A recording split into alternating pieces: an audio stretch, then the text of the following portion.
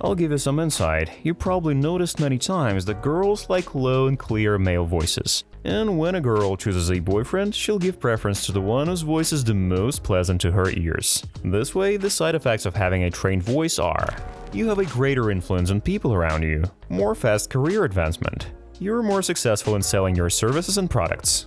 And now listen carefully to what I'm about to say. Brain scientists have long known that women's center of arousal is located near the center of speech. That's why a nice, low, velvety male voice turns them on as much as cute blue-eyed girl standing on her knees in front of you turns you on.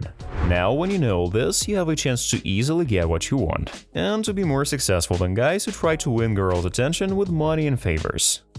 Some people are lucky enough to be born with good diction, but we're gonna be on top anyway, because those who are lucky don't develop it, and in the long run they'll fall behind. The first exercise is called vocal fry. Sit up straight, shoulders down, and imagine that the very bottom of your belly is a deep lake. And then all of a sudden the bubbles rise up out of that lake.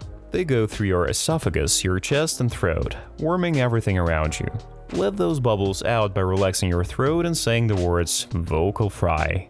It's gonna be like this: vocal fry.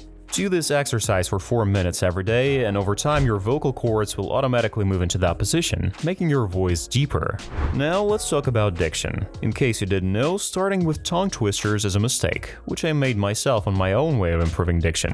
It's like starting to pull 600 pounds deadlift when you don't know the correct technique. Nothing good will come out of this. That's why I'm going to show you the most effective exercise which will work out your jaw, tongue and lips for 3 minutes a day.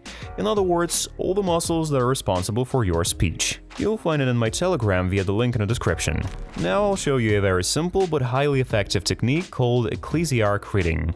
It simultaneously works out your jaw, tongue and lips, in other words, all the muscles that are responsible for your speech.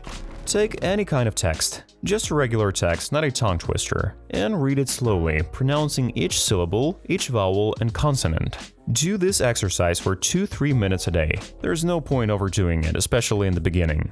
As a result, you'll apply a strong tension on your facial muscles. I'll tell you a secret, you've never really strained them in your life up to this point, so painful sensations may occur. Focus on the quality of performance. In other words, it's strictly forbidden to swallow syllables. And of course, it's better to record yourself on a voice recorder to hear on which syllables you're struggling and practice them individually. After the exercise, try to open your mouth as wide as possible, relaxing all the facial muscles, cheeks, lips, jaw. This will relieve tension and accelerate the progress of speech improvement.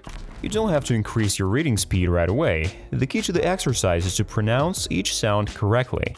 Over time, just add to this exercise the vocal cord positioning that I explained in the vocal fry exercise. And subscribe to my Telegram, there's a lot more helpful information that you can use today.